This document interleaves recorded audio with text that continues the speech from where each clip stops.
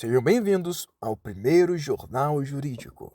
E hoje falaremos sobre um tema muito polêmico no direito penal: o abandono, o de incapaz e o de recém-nascido. E para nos explicar a respeito do tema, temos três especialistas no assunto, mas que, por protocolo de saúde, somente um pode estar presente: Lucas Emanuel, que está aqui no estúdio conosco, e Sandro Fabrício e Maria Clara Freitas, esses dois, estão nos dando suporte de casa, estão no online. Vamos lá aprender sobre abandono de incapaz e de recém-nascido. Primeiramente, Sandro, é um prazer ter você aqui conosco, mesmo sendo de forma remota. Seja bem-vindo ao nosso jornal. E falando sobre abandono de incapaz, nos explique, tanto a mim quanto à audiência, o que seria isso? Boa noite, Lucas. É sempre bom estar aqui presente no jornal, tirando dúvidas e esclarecendo crimes previstos no Código Penal. Hoje eu venho aqui falar sobre o abandono de incapaz, que está previsto no artigo 133 do Código Penal. O abandono de incapaz, como o próprio nome já diz, é abandonar uma pessoa incapaz de se defender. Ou seja, ela é um crime de perigo concreto, pois existe um risco real de o ofendido ser abandonado por qualquer motivo. Há dois tipos desse crime. E quais seriam esses dois tipos, Sandro? Muito bem, Lucas. Os tipos são objetivo e o subjetivo. O tipo objetivo é dividido em positivo e negativo. No tipo objetivo positivo, o agente retira o ofendido de sua casa, de seu local onde está protegido, e leva o mesmo para um local deserto, onde logo em seguida sai do local, se retira do local. Já no negativo, é quando o agente é que se retira do local. Por favor, Sandro, para a gente entender de forma melhor, nos dê um exemplo do tipo objetivo positivo e Muito negativo. bem, Lucas. Um exemplo do tipo objetivo positivo é quando um filho, por exemplo, um filho retira o seu pai do local de sua casa onde ele está protegido e leva ele para um local deserto, esquisito, onde deixa ele lá e logo em seguida sai do local. Já um exemplo do tipo objetivo negativo é quando, por exemplo, o casal está andando com sua filha de 5 anos e a sua filha se perde deles, do casal, e o casal não vai procurar a sua filha.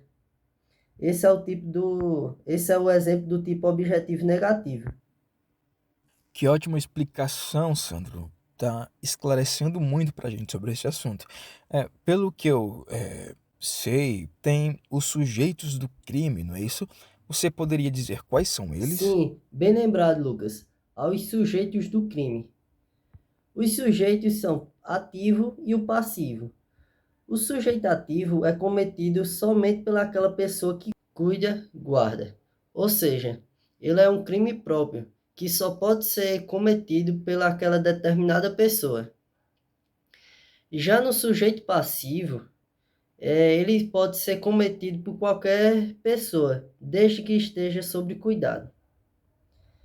Vou falar agora sobre consumação e tentativa.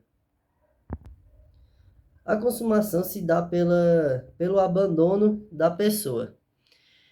Já na tentativa, o delito é plurissubsistente. Entendi, Sandro. E o que seria delito plurissubsistente? Ótima pergunta, Lucas. O delito plurissubsistente é aquele que a conduta é dividida em várias partes e somada a elas se dá a consumação. Muito obrigado pelas suas explicações, Sandro. Espero que você fique aqui conosco, acompanhando esse enriquecimento do conhecimento acerca desse tema tão importante. E agora, Lucas, boa noite, meu querido. Você que atua no direito penal há tanto tempo, você já pegou alguma causa assim? Boa noite, Bonner. Boa noite a todos os telespectadores aí de casa e também aos demais convidados de hoje. Bom, Infelizmente, isso é mais corriqueiro do que eu gostaria que fosse. E sim, eu já peguei diversas causas com esse tema e eu queria só complementar o advogado Sandro estava a dizer, que nesse tipo, no abandono de incapaz, nós temos qualificadoras que contemplam-se em crimes pré-dolosos, ou seja, há dolo e culpa nessas majorantes. Ah, Lucas, quais são essas majorantes? Bom, essas qualificadoras, essas majorantes, estão postas nos parágrafos 1º e 2º do artigo 133 do Código Penal. E são elas: se o abandono resulta em lesão corporal de natureza grave, a pena é reclusão de 1 a 5 anos. E a outra majorante é se resulta em morte, sendo a pena reclusão de 4 a 12 anos. Interessante, Lucas. E essas penas, além das majorantes, essas penas podem aumentar? Pode sim, Bonner. Aí é que entra as causas de aumento da pena, em que vai dizer que a pena será aumentada quando o abandono acontecer em lugar deserto, quando o agente for ascendente, pai, mãe, avô, avó, descendente, filho, neto, bisneto, cônjuge, irmão, tutor ou curador da vítima, ou quando a vítima for maior de 60 anos. E eu queria puxar o adendo que, em relação a essa vítima for maior de 60 anos, entra uma questão aí, que é a de conflito aparente de normas. Nesse caso, com o Estatuto do Idoso, tá certo? Nele está posto que, se o abandono acontecer em hospitais, casas de saúde, entidades de longa permanência ou congêneres, ou não prover suas necessidades básicas quando obrigado por lei ou mandado, haverá pena de detenção de 6 meses a 3 anos e multa. Essa questão é muito importante de se aprender realmente, Lucas. Bom, concluindo sua participação, no dia de hoje, com certeza, porque eu quero que você volte mais vezes, não só você, mas todos que vieram para cá, tem mais alguma coisa que você quer dizer sobre o abandono de incapaz? Tenho sim, Bonner. Para finalizar, anota aí. É importante saber que o abandono de incapaz tem por características ser livre, próprio, material, de perigo concreto, com exceção das majorantes, unissubjetivo ou de concurso eventual e plurissubsistente.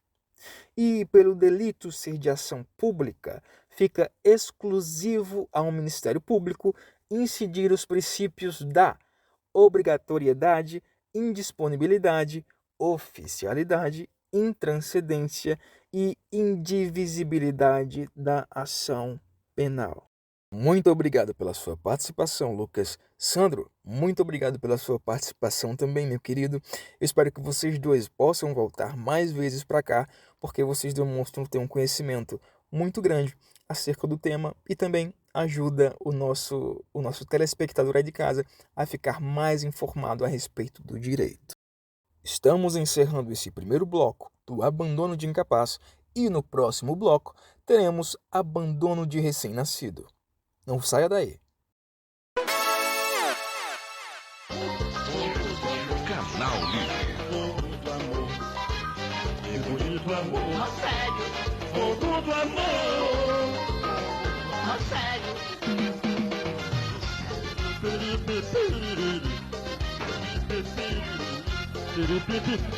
Gil, oi!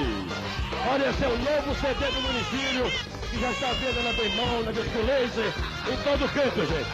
É o novo CD do município.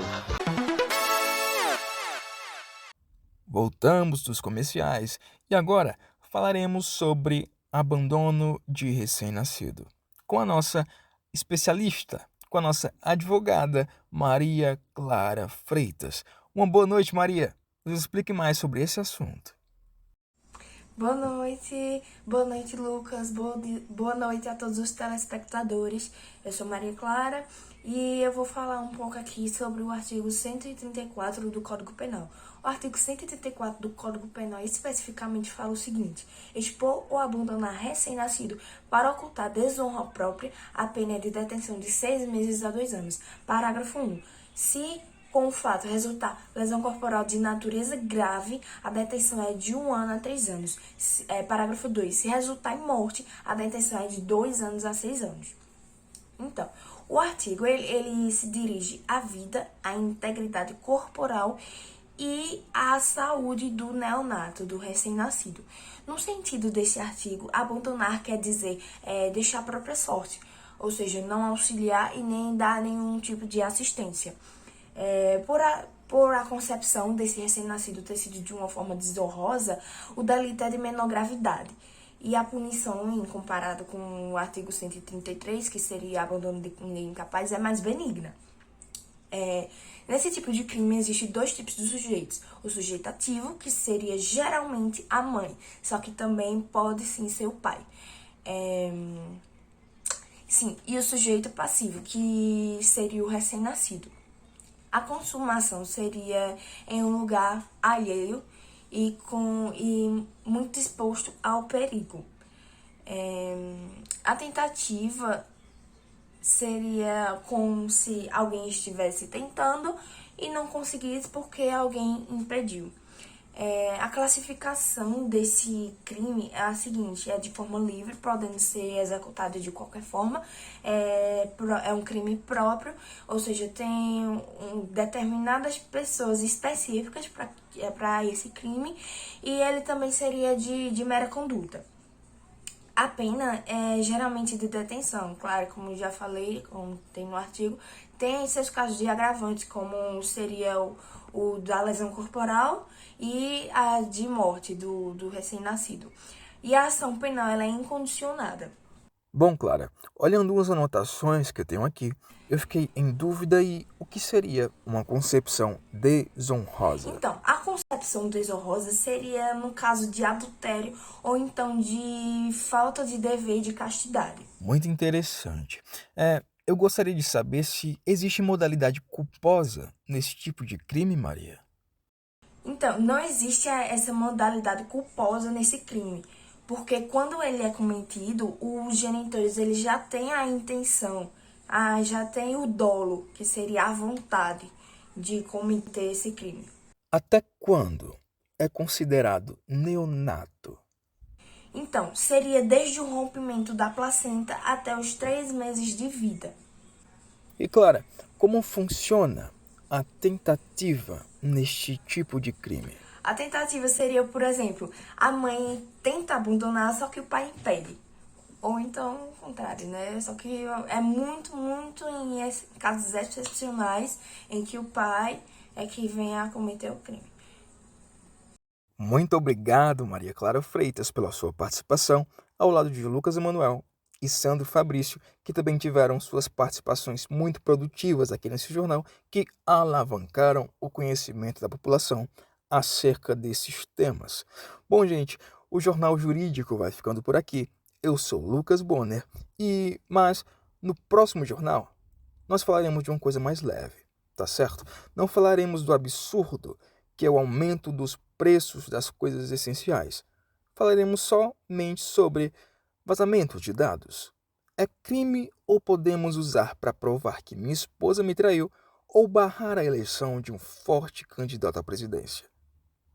Eu, Lucas, espero você.